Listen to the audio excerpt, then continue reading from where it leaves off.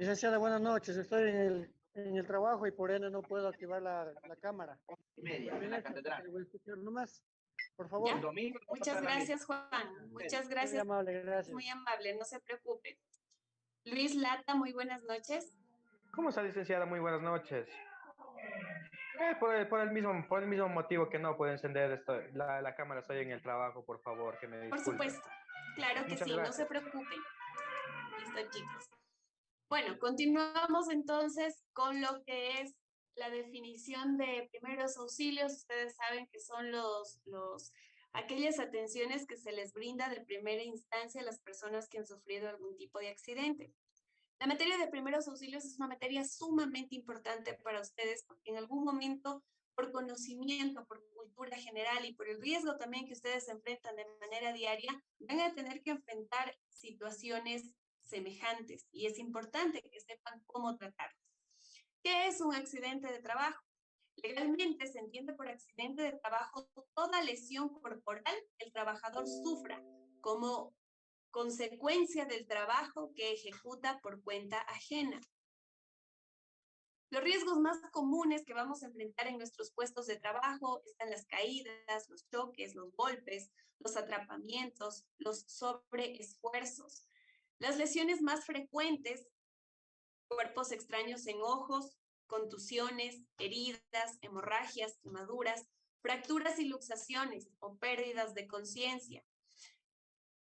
Es aquí importante entonces el tema de primeros auxilios. ¿A qué se refiere? Es la asistencia o tratamiento inicial que se da a un accidentado o a quien sufre una enfermedad repentina.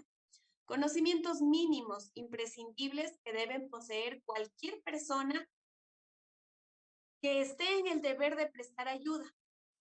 Sea eficaz la labor del auxiliar a la víctima hasta la llegada de los servicios de asistencia médica, basado siempre en los siguientes principios: salvar vidas, evitar más lesiones y o alteraciones, es decir, no agravar el daño inicial. Es por eso que debemos saber hasta dónde puedo actuar y de pronto hasta dónde ya va a tener algún tipo de comprometimiento en la salud cuando no puedo manejar de manera correcta a una persona. Proteger de los riesgos de infecciones y otras complicaciones. Entonces, aquí lo importante es saber qué es lo que se puede hacer y qué es lo que definitivamente no se puede hacer en primeros auxilios. Porque no solamente a veces se necesita de conocimientos, vamos a necesitar de equipo. Y cuando no tenemos claro el escenario que estamos enfrentando, es preferible abstenernos a causar una lesión superior de la que ya tiene el accidentado. Los primeros auxilios consisten en prestar asistencia inmediata a un accidentado o enfermo repentino. Abarca el tratamiento tanto de lesiones de poca importancia como las muy graves. La resolución de un caso está en relación directa con la aplicación in situ de la primera asistencia. Oscar Cárdenas, buenas noches. Buenas noches, licenciada. Una pregunta, por ejemplo, a las personas que les da ataques cardíacos o sufren de enfermedad como son las convulsiones, ¿cómo se le debería hacer el debido auxilio? Eso lo vamos a analizar adelante, pero le voy a dar una breve explicación. Cuando estamos frente a una persona que está enfrentando un proceso de convulsiones, obviamente las convulsiones, ¿qué son?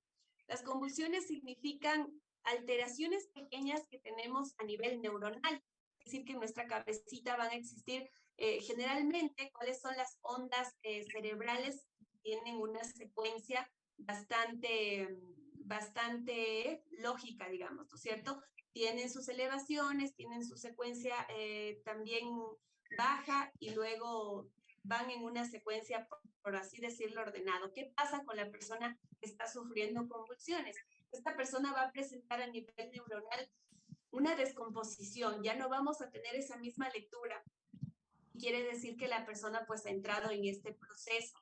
Es importante, ante todo, colocar a la persona de cúbito dorsal, en posición de cúbito dorsal, protegerle siempre la cabecita para que no vaya a tener golpes. No es aconsejable retenerla y presionarla, porque son procesos necesarios, ¿cierto? A nivel neuronal está sufriendo una alteración y es la manera que el cuerpo tiene de poderla comunicar.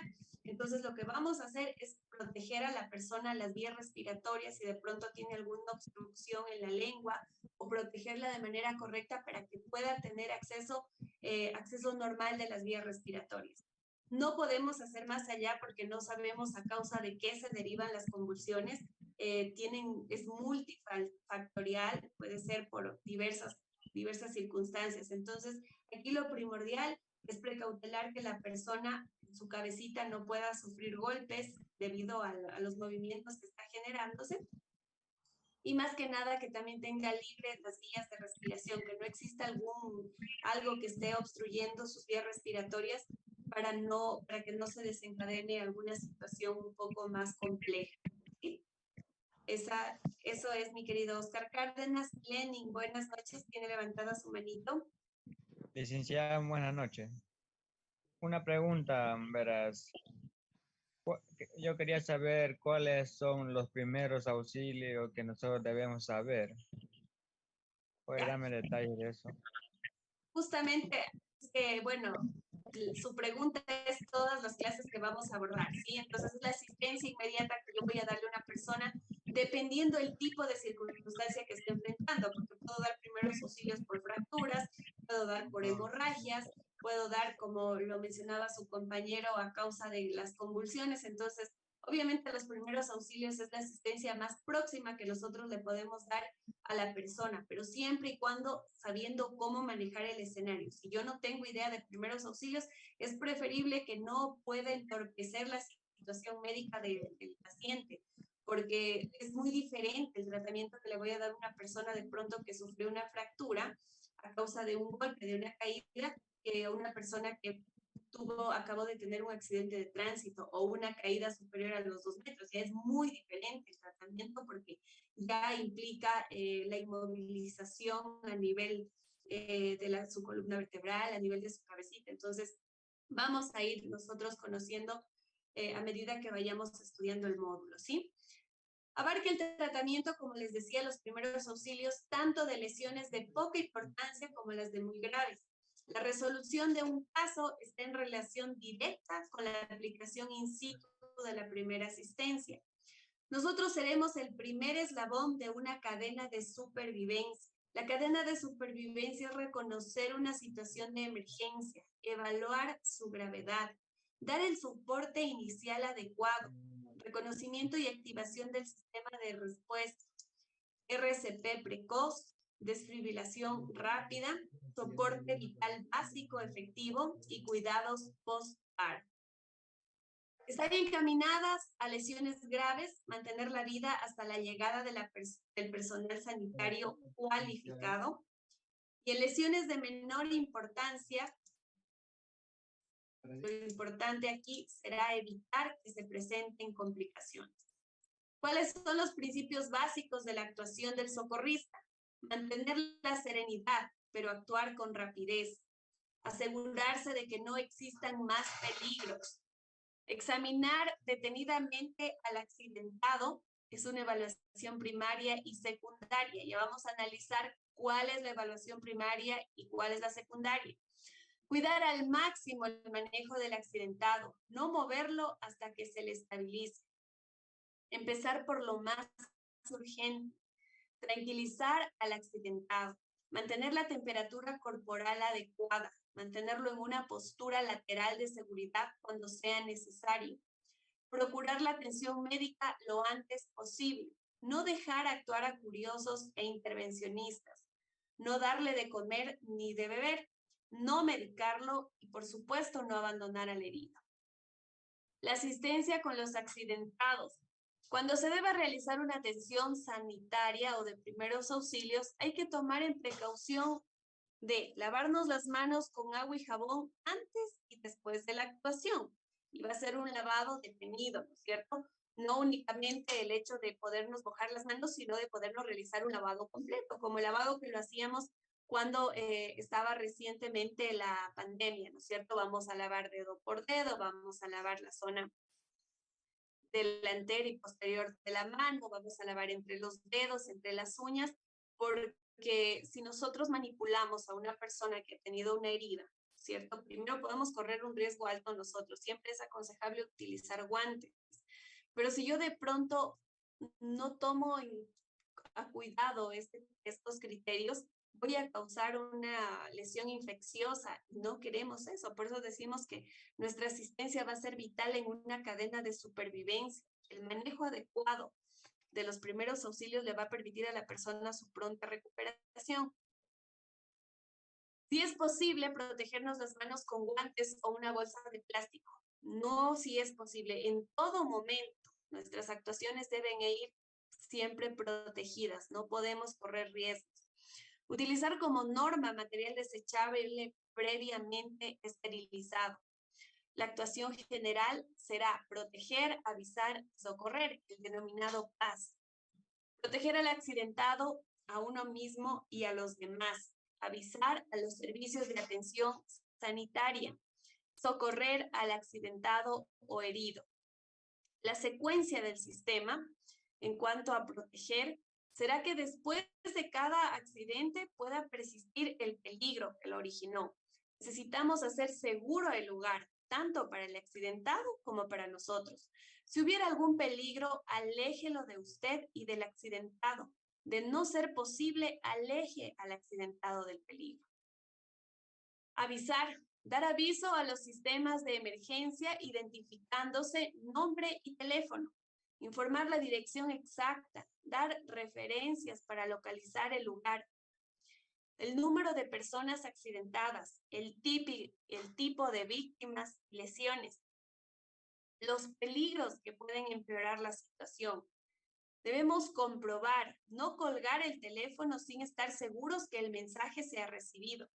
Hacer que la persona que ha recibido el mensaje lo repita. El sistema ECU 911 tiene una serie de instituciones como Policía Nacional, Tránsito, Sistema de Salud y Bomberos. Dependiendo de la emergencia, se podrá designar a una o varias instituciones para que acudan al mismo evento.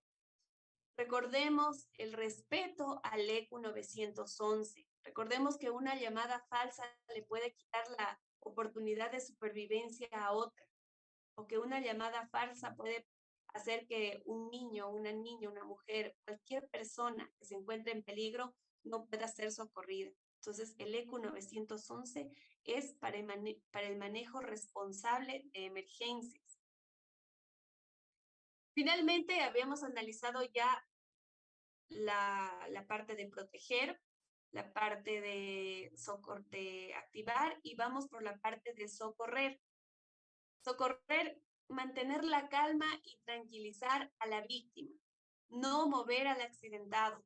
La exploración primaria de los signos vitales y la exploración secundaria. Es importantísima la exploración primaria de los signos para poder incluso comunicar al ECU 911 qué es lo que le está pasando y para que también puedan acudir con el equipo y personal necesario. En la evaluación primaria, nosotros vamos a reconocer las situaciones que suponen un peligro vital, ¿cierto? Primero vamos a comprobar si existe conciencia, vamos a comprobar la respiración y vamos a buscar posibles hemorragias. Es importante comprobar la conciencia del paciente. En la conciencia, nosotros vamos a observar sus signos vitales, si muestra respuesta a estímulos, a sus movimientos torácicos, siempre en este orden, ¿no es cierto? En cuanto a la conciencia, primero verificar si tiene estímulos. ¿Cómo verifico su nivel de conciencia? Cuando yo puedo pellizcar a una persona, esta persona debe reaccionar generalmente, ¿no es cierto? Entonces yo sé que esta persona se encuentra en un nivel de conciencia. Obviamente existen métodos mucho más sencillos para verificar. Yo puedo dirigirme a la persona, si me contesta, sé que está en un nivel de conciencia, pero si esta persona está como que entre dormida y despierta, lo que yo puedo hacer es pellizcar las zonas frágiles, ¿no es cierto? Esta zona, de pronto en la pierna, también pellizcar para ver si es que esta persona tiene un estímulo o poder presionarle con mi palma, con mi puño cerrado en este sentido sobre el pecho. Es una zona altamente sensible y se espera pues que la persona pueda producir un estímulo. Cuando la persona no tiene este estímulo, ya es un signo de alerta. Y si yo de pronto puedo abrir su ojito y verificar si su pupila está dilatada, es un signo aún más delicado, ¿no es cierto? Pero bueno, vamos, no me voy a saltar para que ustedes me puedan entender correctamente. Y en cuanto a la respiración, lo que voy a hacer es colocar mi rostro en este sentido y observar los movimientos torácicos, ¿no es cierto? Observar si la persona está respirando. Además, voy a poder escuchar, voy a poder sentir, pero es importante saber el nivel de conciencia y la respiración. Esto en cuanto a la exploración primaria. Ahora, en cuanto a la exploración secundaria, exploración de la conciencia, nosotros habíamos hablado, ¿no es cierto? Primero de la conciencia. Vamos a ver, adentrarnos un poquito más en lo que es la conciencia. Es importante, si la víctima nos contesta, ¿no es cierto? ¿Qué le pasa? Si me oye, si se encuentra bien. Si el paciente me contesta, la conciencia, la respiración y el pulso, paso a la exploración secundaria. Y si el paciente no me contesta, se aplica un estímulo doloroso, observando sus reacciones. Debe existir gemidos, debe existir apertura de ojos o movimientos de cabeza. A veces por situaciones como un derrame cerebral, como un paro cardiorrespiratorio, la persona no puede hablar, ¿no es cierto? Pero si yo le presiono, voy a observar que existe una respuesta al dolor. Y esto me va a servir a mí para en una escala poder identificar si efectivamente esta persona qué nivel de conciencia representa. En cuanto a la exploración de la respiración, yo debo observar, escuchar y sentir la respiración y el pulso. Debo ver sus movimientos torácicos. Debo oír la respiración del lesionado y debo sentir su aliento en mi mejilla. La manera correcta en la que yo me voy a ubicar es esta, ¿no es cierto? Me voy a sentar, voy a colocar mi mano en la frente del paciente y voy a poder escuchar. ¿Sí? Voy a poder escuchar en este sentido. Observo, escucho y siento el aliento en la mejilla. Las cifras normales de la respiración. Hay factores que hacen variar el número de respiraciones. El ejercicio. La actividad muscular produce un aumento temporal de la frecuencia.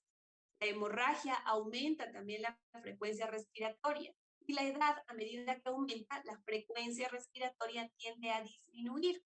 ¿Cuáles son las cifras normales que nosotros podemos tomar estos valores como normales para poder realizar este tipo de exploración primaria? En los niños de meses, las 30 respiraciones por minuto. Niños de 6 años van a tener 26 respiraciones por minuto. En los adultos ya tenemos, obviamente, disminuyen, vamos de 12 a 15 respiraciones por minuto. Y en los ancianos va a ser respiraciones, menos de 12 respiraciones por minuto, ¿no es cierto? Porque habíamos analizado que a medida que aumenta la edad, la frecuencia respiratoria tiende a disminuir. En cuanto al pulso, que es otro de los signos vitales, es la expansión rítmica de una arteria, producida por el paso de la sangre bombeada por el corazón. El pulso se controla para determinar el funcionamiento del corazón. El pulso sufre modificaciones cuando el volumen de sangre bombeada por el corazón disminuye o cuando hay cambios en la elasticidad de las arterias. Tomar el pulso es un método rápido y sencillo para valorar el estado del lesionado. ¿Cuáles son las cifras normales del pulso? El pulso va a variar de acuerdo a diferentes factores, siendo el más importante la edad. En los lactantes vamos a tener de 130 a 140 pulsaciones por minuto. En los niños, de 80 a 100 pulsaciones por minuto. En los adultos, de 60 a 80 pulsaciones por minuto. Y en los ancianos, de 60 o menos pulsaciones por minuto. Entonces, lo que podemos observar es que, al igual que la respiración, el pulso, a medida que aumenta la edad, va disminuyendo. Pero las cifras normales, en las que nosotros podemos considerar que no existe ninguna afección a órganos vitales, son estas, ¿no es cierto? ¿Cuáles son los puntos para poder tomar el pulso? El pulso se puede tomar en cualquier arteria superficial, ¿cierto? Porque la expansión de la arteria es lo que nos va a determinar a nosotros el número de pulsaciones por minuto. Aquí podemos observar que primero en la carótida, a nivel axilar, femoral, también podemos observar en el pie, podemos observar aquí en el popliteo, en el tibial posterior, cubital, radial y humeral. Y precisamente a través de este dibujo ustedes van a poder ubicar las arterias, ¿no es cierto? A nivel de todas estas arterias nosotros podemos fácilmente tomar el pulso de acuerdo de acuerdo a los valores que nosotros habíamos analizado en esta diapositiva. La evaluación secundaria. Entonces, la evaluación primaria, me voy al estado de conciencia, que ya lo analizamos, y también a la respiración. En la evaluación secundaria, yo ya voy a localizar las lesiones. En la cabeza voy a buscar heridas de cara y cuero cabelludo, fracturas o lesiones oculares. En el cuello voy a buscar deformaciones o bultos. A nivel del tórax voy a valorar si existe dificultad respiratoria, si existen heridas, si existen hemorragias. Y en el abdomen, si la pared está o no depresible. Suponer hemorragias internas o heridas. Y a nivel de las extremidades, buscar posibles fracturas, esguinces o luxaciones. La posición lateral de seguridad es la posición de espera en pacientes inconscientes no traumáticos, ¿cierto? Es decir, que no existe una fractura, no hay un trauma, pero la persona está inconsciente. Entonces, cuando yo ya realizo la valoración secundaria, que me va a poder determinar si puedo pasar a esta posición, mientras el paciente se encuentre en estado de inconsciencia. ¿Cuál es la técnica? Con el accidentado boca arriba, ¿no es cierto? Va a estar boca arriba.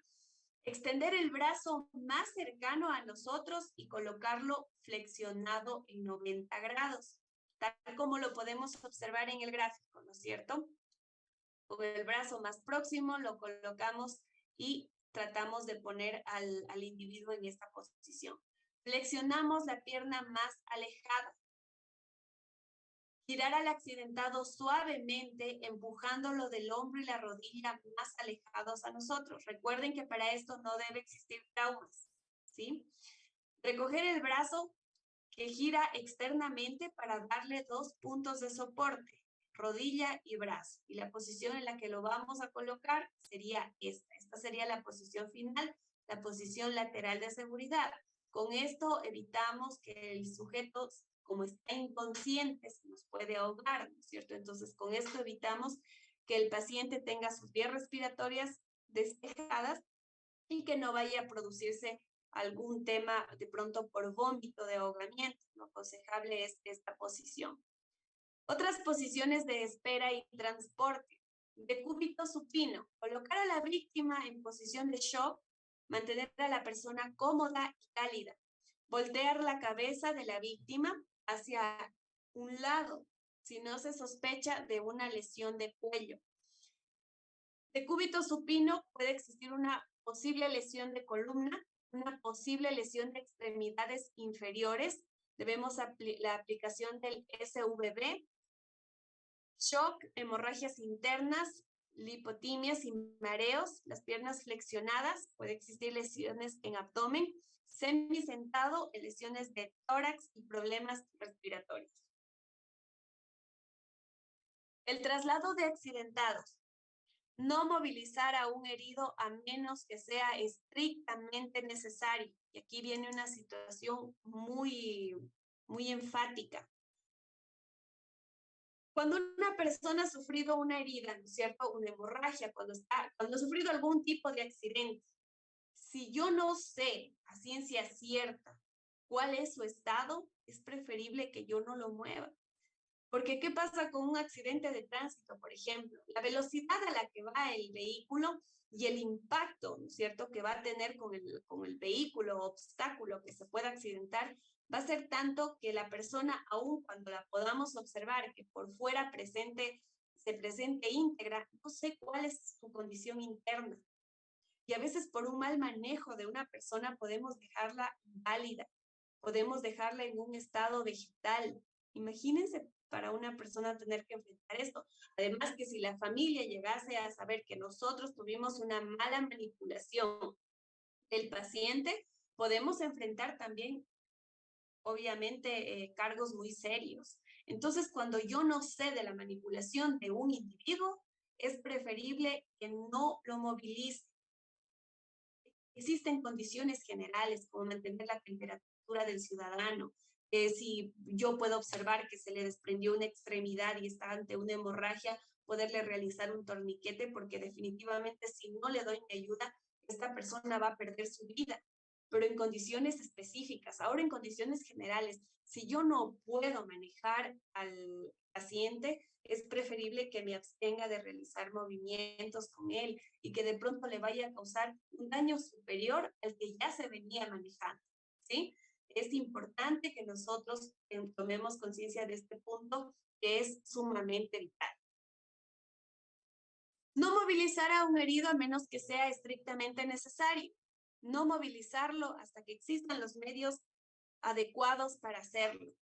Solo será urgente si existe peligro de fuego, explosión, derrumbe o atropello.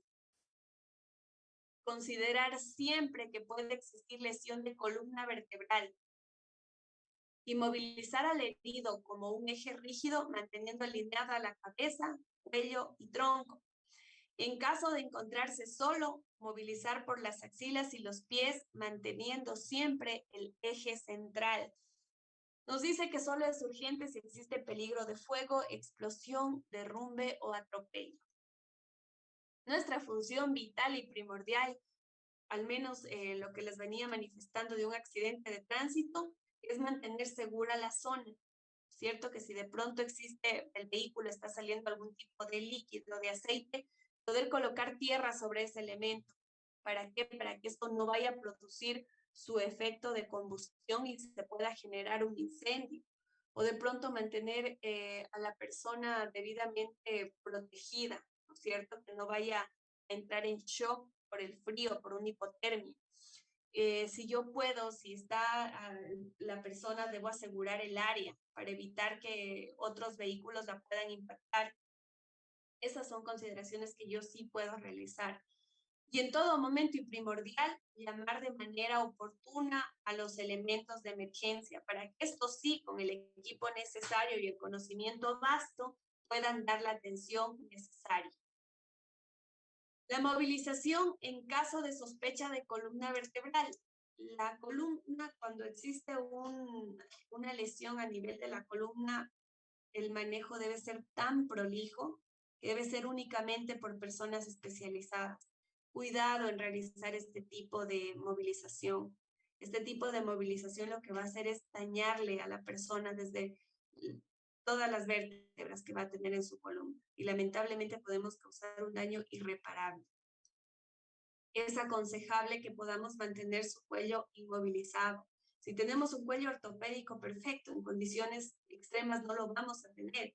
Entonces tengo que tener algo rígido que pueda mantener a su cuello completamente estabilizado cuando existe este riesgo de columna. Y como ustedes pueden ver, existen 3 personas para la movilización, porque deben mantener inmovilizado el eje central. Su columna debe estar en todo momento debidamente alineada. No puedo yo realizar, estoy solo y de pronto por tratar de ayudar terminar dañando a esta persona.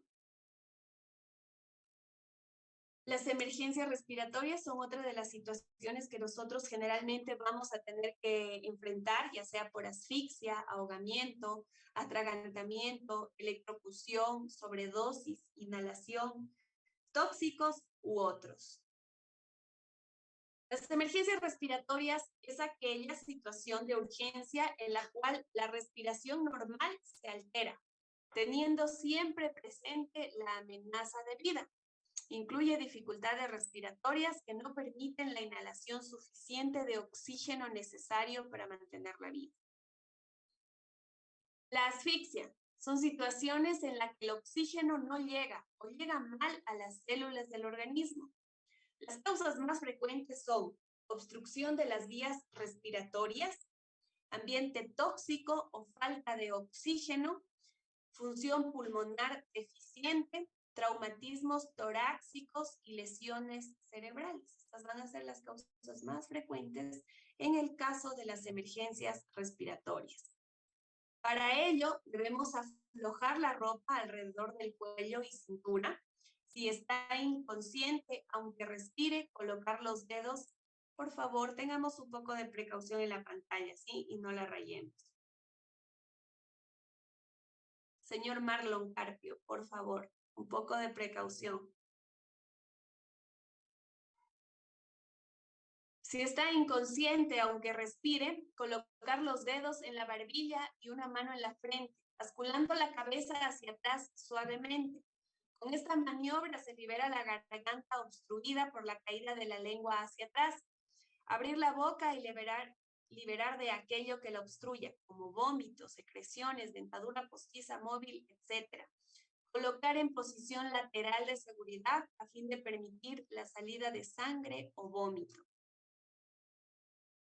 La actuación, si existe un obstáculo externo, suprimirlo. Colocar al accidentado en un ambiente puro. Asegurar la libertad de las vías respiratorias. Cuando existe una obstrucción de la vía aérea, impide el oxígeno que llegue a los pulmones, provocando la pérdida de la conciencia.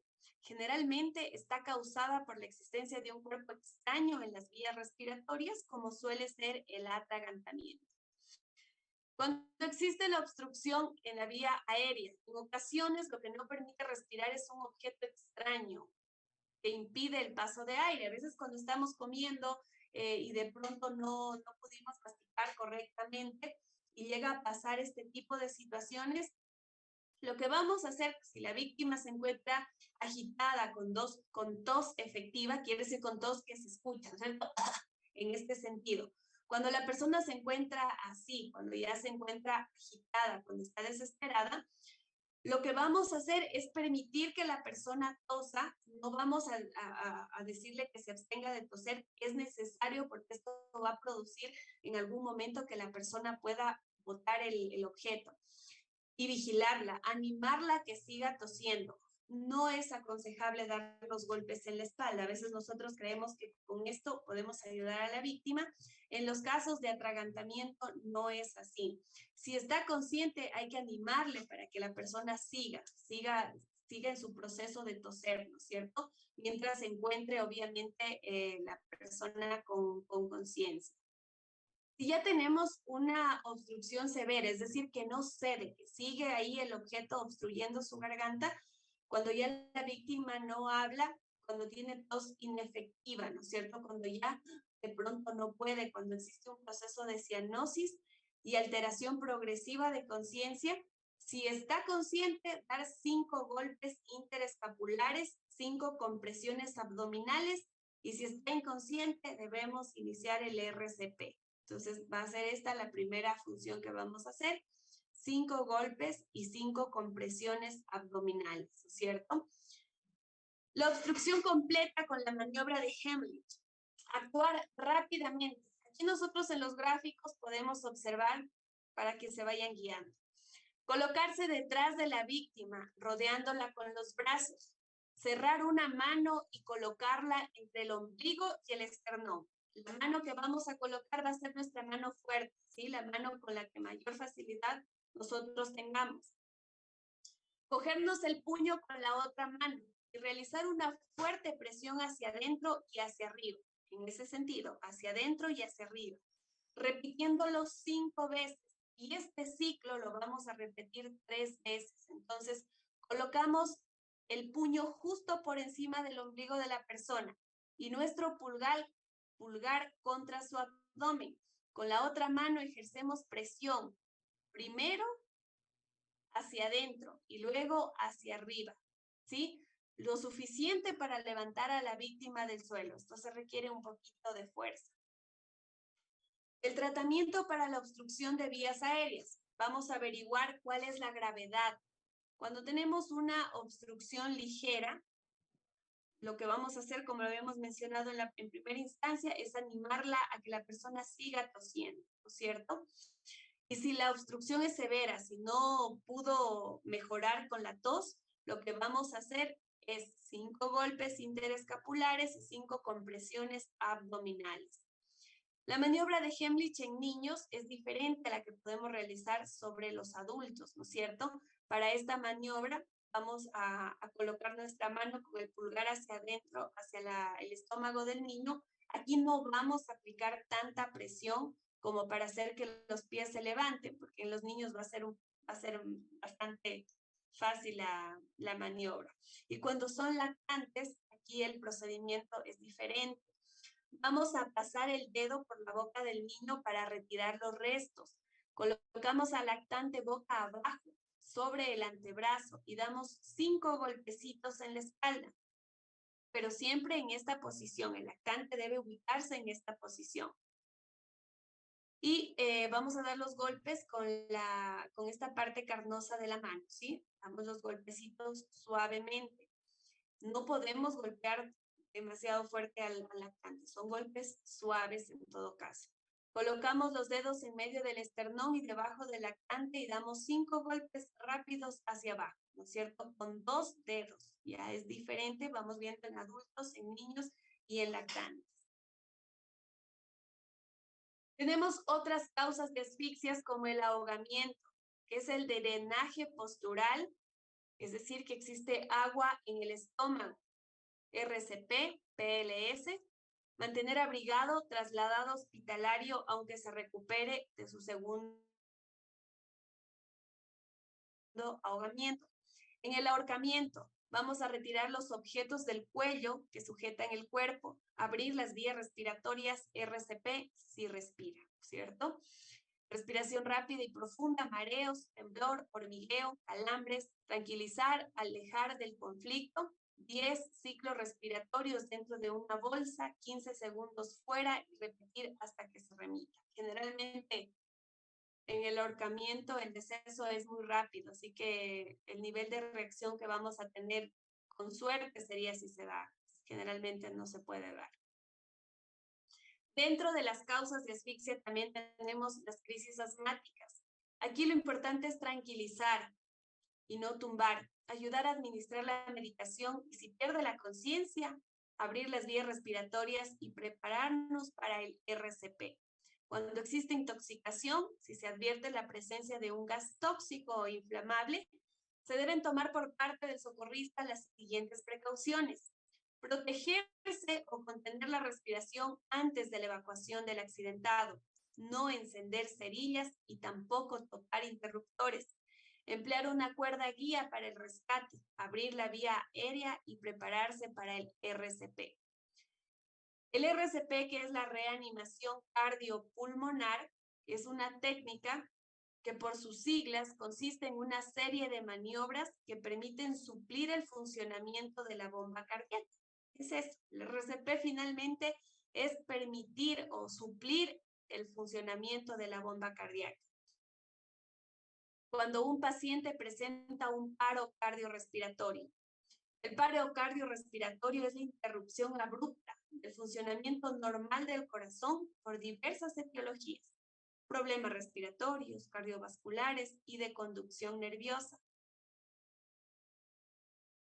Los masajes que podemos realizar son la técnica hands only, solo con presiones torácicas sin ventilaciones. Es una técnica que solo utiliza manos. El masaje cardíaco externo permite aplicar una fuerza externa a través de la pared torácica, logrando que el corazón se comprima y perfunda los tejidos de manera provisional hasta que se retorne a la circulación espontánea o se administre desfibrilación y fármacos por personal médico calificado.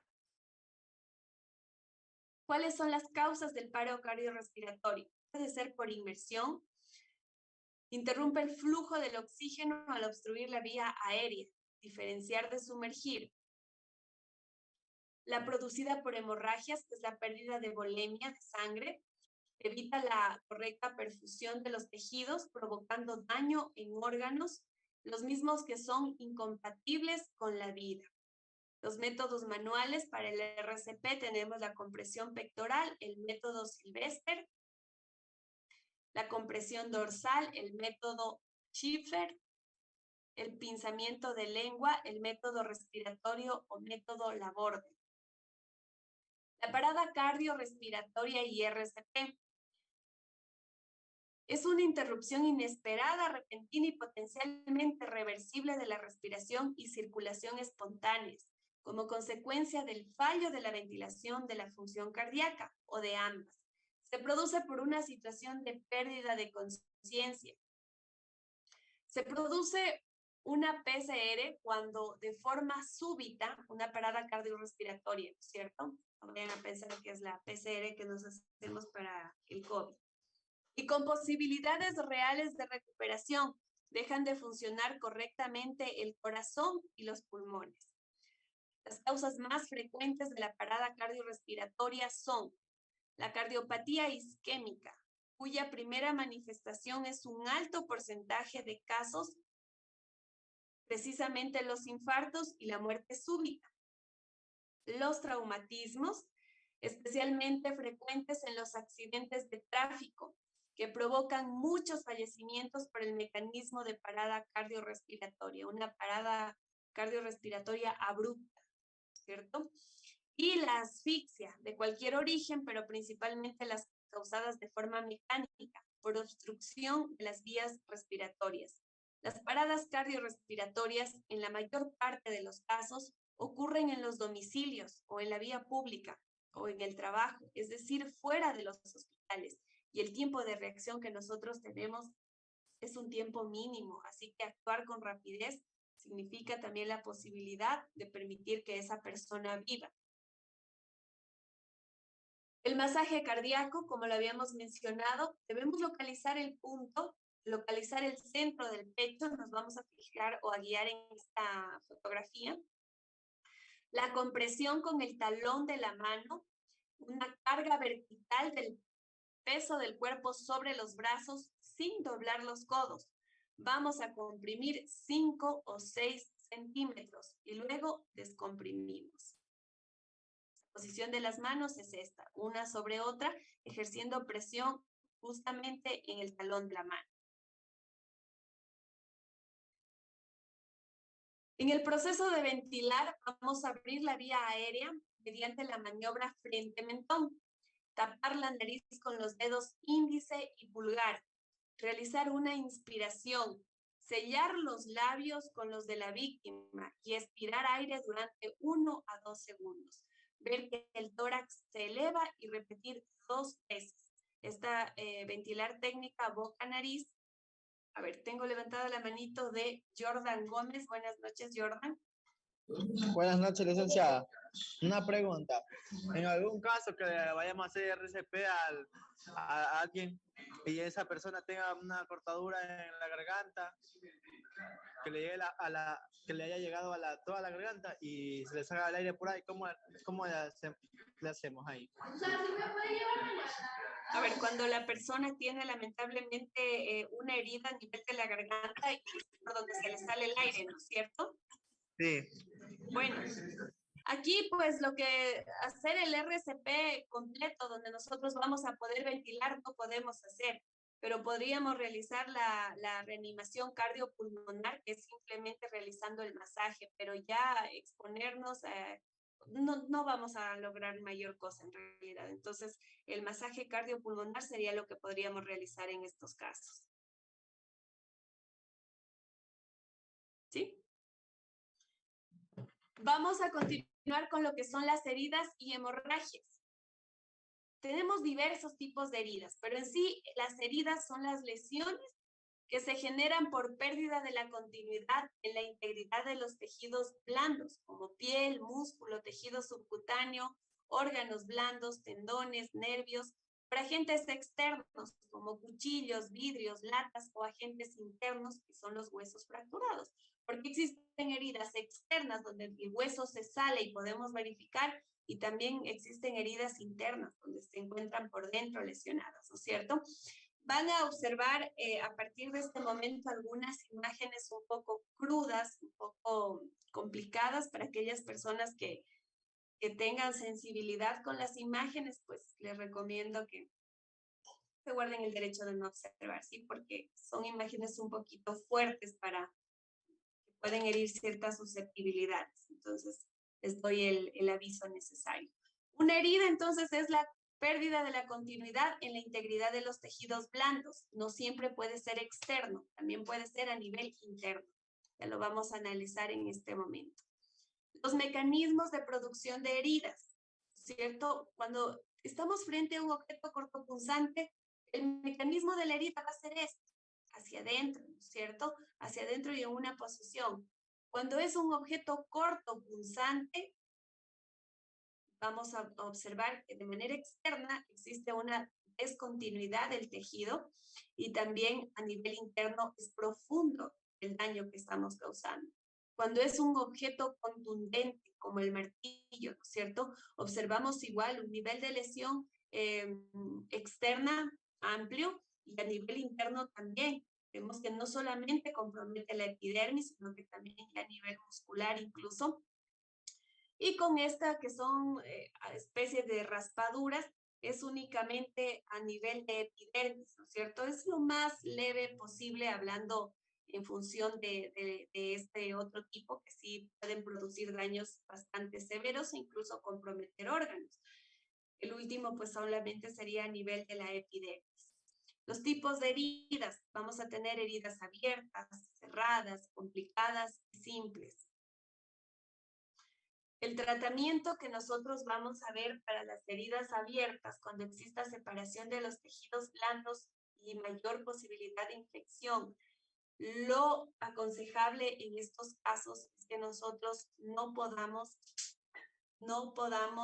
poner a una herida abierta en contacto con algo que no esté esterilizado, porque vamos a producir un proceso infeccioso. Lo aconsejable es colocar, por ejemplo, un apósito lo suficientemente limpio, ¿cierto? Con la finalidad de poder ayudar a esta persona. Bueno, estimados estudiantes, el día lunes vamos a continuar con nuestra clase. Vamos también a colaborar